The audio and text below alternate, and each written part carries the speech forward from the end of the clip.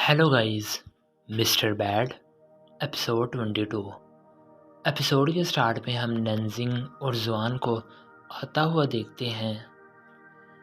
जुआन बहुत ज़्यादा खामोश होता है तो नंजिंग जुआन से पूछती है कि तुम इतने ज़्यादा अपसेट क्यों हो। जिस पर जुआन कहता है कि मैं असल में ये सोच रहा था कि तुम ज़ियाओजुन को किस हद तक प्यार करती हो। जिस पर नंजिंग थोड़ा सा मुस्कुराती है और कहती है कि क्या तुम जेलस हो रहे हो।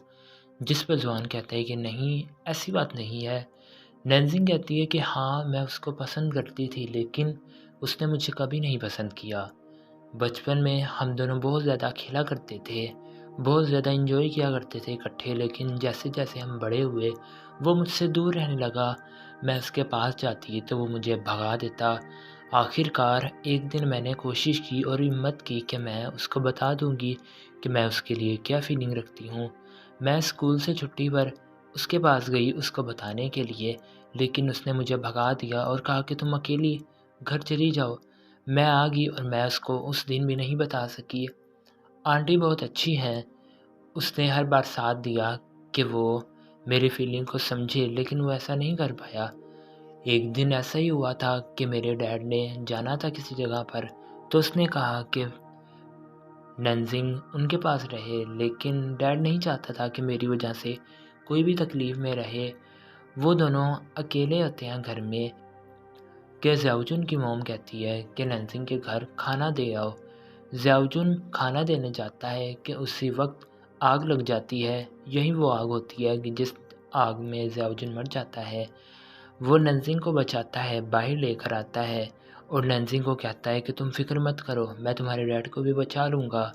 वो फिर से अंदर जाता है उसके डैड को बचाने के लिए और काफ़ी हद तक वो कामयाब भी हो जाता है, लेकिन जैसे ही वो बाहर लाने लगता है कि उसी वक्त फायर एक्सप्लोजन हो जाता है और वो दोनों उसी वक्त मर जाते हैं। नंजिंग बच जाती है लेकिन उसको पैनिक डिसऑर्डर हो जाता है। वो कभी भी नहीं भुला सकती है इस इंसिडेंट को जो उसकी ही वजह से हुआ था, कि जिसकी वजह से ज़ियाओजुन मर गया। ज़ियाओजुन मर गया एक उस लड़की की खातिर जिसको वो पसंद भी नहीं करता था। कितनी अजीब बात है ना ये। और वैसे भी मुझे पता है वो मुझे नहीं पसंद करता। जिस पर जुआन कहता है कि नहीं, ऐसी बात नहीं है, वो तुमको पसंद करता है। वैसे भी जब से मैं यहाँ पर आया हूँ तब से मुझे हर रोज़ यही ड्रीम आ रहे हैं कि वो तुम्हारे बारे में बहुत ज़्यादा सोच रहा है, तुमसे कुछ कहना चाहता है। हाँ, वो तुमसे प्यार करता है। नंजिंग को लगता है कि जैसे वो उसका दिल रखने के लिए कह रहा है, लेकिन जुआन तो असल बात कर रहा था।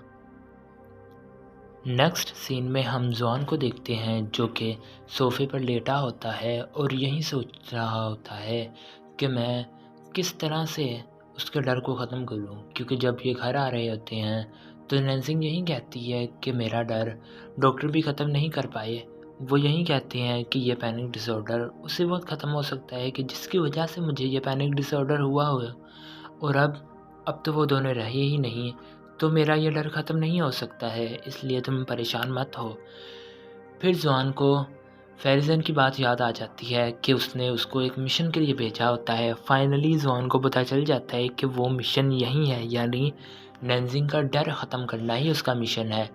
वो बाहर जाता है ज़ूकेन से फिर से यही मशवरा लेने के लिए कि वो क्या कहता है। वो फिर से ज़ूकेन को कहता है कि अगर फिल्म का एक हीरो अपनी हीरोइन के डर को ख़त्म करना चाहता है तो किस तरह से करे, जबकि उसको ये बात भी पता हो कि अगर वो डर को ख़त्म करेगा तो वो गायब हो जाएगा, तो क्या वो ऐसा करेगा। ज़ूकेन इस बात का जवाब देने ही लगता है कि जॉन को पता चल जाता है और वो चला जाता है। ज़ूकेन भी पीछे यही सोच रहा होता है कि मेरा डर ही तो था कि जिसकी वजह से येकेन मेरे करीब नहीं आ सकी। फिर हम येकेन को देखते हैं जो कि ज़ूकेन का लिखा हुआ नॉवल पढ़ रही थी, जो कि ज़ूकेन की अपनी लाइफ पर बना हुआ था। उसमें जो ज़ूकेन की हीरोइन होती है दरअसल वो येकेन ही होती है। ज़ूकेन ने उसमें येकेन की बात की होती है। येकेन को पता चल चुका था। अब उसके लिए भी ज़ूकेन के लिए अपनी फीलिंग्स को छुपाना बहुत ज़्यादा मुश्किल हो रहा होता है। फिर हमें नंजिंग दिखाई जाती है जो कि सुबह के वक्त उठती है कि वो जुआन का गुड मॉर्निंग का मैसेज पढ़ती है। वो उसका रिप्लाई देती है और फिर ऑफिस में चली जाती है। वो ज़ूकन के सारे ऑफ़िस वाले काम कर चुकी होती है और ज़ूकन से कहती है कि मुझे अगले 2 दिन के लिए लीव चाहिए, जिस पर ज़ूकन कहता है कि अब तुम्हें लीव की नहीं बल्कि पूरी छुट्टी की ज़रूरत है, अब तुम रिज़ाइन दे सकती हो। नैन्सी कहती है कि क्या हुआ आपको?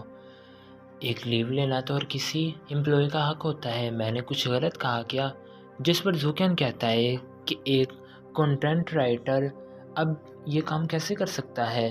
तुम अब आराम से जाओ और अपने नॉवेल्स वगैरह लिखो। नेंजिंग बहुत ज़्यादा शौक में आ जाती है क्योंकि ज़ूकन उसको नॉवेल राइटर का कॉन्ट्रैक्ट पकड़ाता है और उसको साइन करने का कहता है। नेंजिंग को तो कुछ समझ ही नहीं आ रही होती है, तो वो चली जाती है सोचने के लिए कि दूसरी तरफ जॉन को देखते हैं जो कि नेंजिंग की मॉम के पास आता है, जो कि अभी डांस प्रैक्टिस कर रही होती है। नेंजिंग की मॉम को पता होता है कि ज़ुआन किस लिए आया होता है। नेंजिंग की मॉम सबसे पहले यही कहती है कि मुझे तुम्हारे रिलेशनशिप के बारे में पता है, लेकिन मैं ये बात भी जानती हूँ कि तुम कुछ नहीं करते हो। मैं माँ होने के नाते अपनी बेटी को उस शख्स के हवाले कैसे कर सकती हूँ कि जिसका फ्यूचर का ही किसी को पता ना हो। जिस पर ज़ुआन स्ट्रेट फॉरवर्ड बात कर देता है और कहता है कि मैं इस दुनिया से नहीं हूँ, बल्कि मैं उसका फ़िक्शनल कैरेक्टर हूँ जो कि उसने नॉवल में ज़ुआन के नाम से लिखा होता है। नेंजिंग की मॉम को याद आ रहा होता है, लेकिन वो कहती है कि क्या मैं कोई बच्ची तुम्हें दिखती हूँ जिसको तुम कोई भी कहानी सुनाओगे और मैं मान जाऊँगी। जॉन उसको अपनी पावर वगैरह दिखाता है, हाई जंप्स वगैरह करके दिखाता है जिसको कोई आम इंसान तो नहीं कर सकता है। उसकी मॉम ये देखकर यकीन कर लेती है और फिर जॉन कहता है कि मुझे एक मिशन पर भेजा गया है और वो यही है कि मैं उसके डर को ख़त्म कर सकूं।